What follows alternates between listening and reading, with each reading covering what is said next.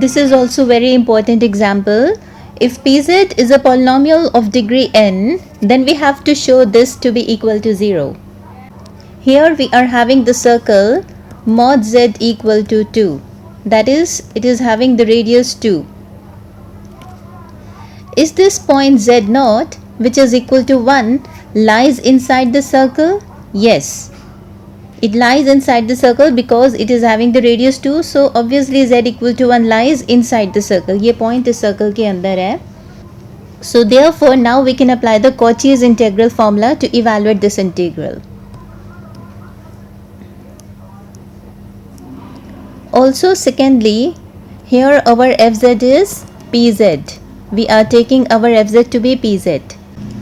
Now since pz is a polynomial of degree n, ये एक polynomial है जिसकी degree n है, which means if I take its n plus 1th derivative with respect to z, then that will be equal to 0. Yes. For example, if I am having the polynomial pz to be equal to, it is having the degree 2, right? It is having the degree 2. If I derivate this first time, then this will be 2z plus 1. If I take its further second derivative, then this will be 2. And if I take its third derivative, then that will be equal to 0, right? So the polynomial having the degree 2, if I take its third derivative, that is next to this power, then that will be equal to 0. We are having the polynomial of degree n, which means its next power, that is if I take the n plus 1th derivative of pz with respect to z, then that will be equal to 0, right? So we have taken its n plus 1th derivative, right?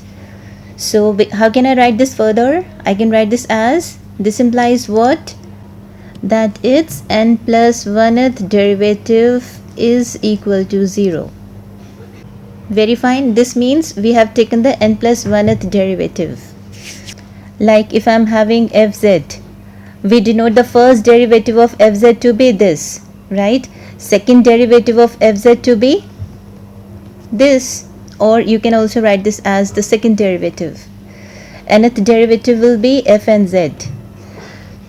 So n plus 1th derivative of pz can be denoted as pn plus 1z. Fine? Okay. Because its n plus 1th derivative at z is equal to 0, which means if I take the point z to be equal to 1, at z equal to 1 also this derivative will be equal to 0. We can give any value to z. Z can be of any value, right? Then also this n plus 1th derivative is equal to 0, because the derivative itself is 0. You can give any value to z, that doesn't matter, right? So here I am having z0 to be equal to 1. Can I write this further as that from here, that its n plus 1th derivative at 1 is also equal to 0, right? We can write like this. Okay.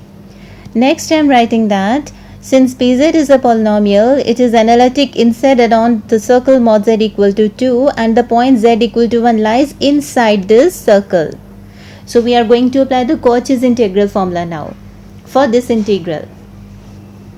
So this is equal to, it is, so by Cauchy's integral formula, this integral is equal to 2 pi iota divided by, if I am having the power n plus 2, just take the power 1 less. If I am having the power n plus 2, write here n plus 1 factorial, 1 less than this power, right? Multiply it with n plus 1th derivative of p at z equal to 1. Here z0 is 1. So this will be equal to 0. Why? Because we are having this derivative to be equal to 0, right? This derivative is 0. At z equal to 1 also this n plus 1th derivative is 0. So that is why we have this answer to be equal to 0. So we have shown that this integral is 0. We have proved. Okay, thank you.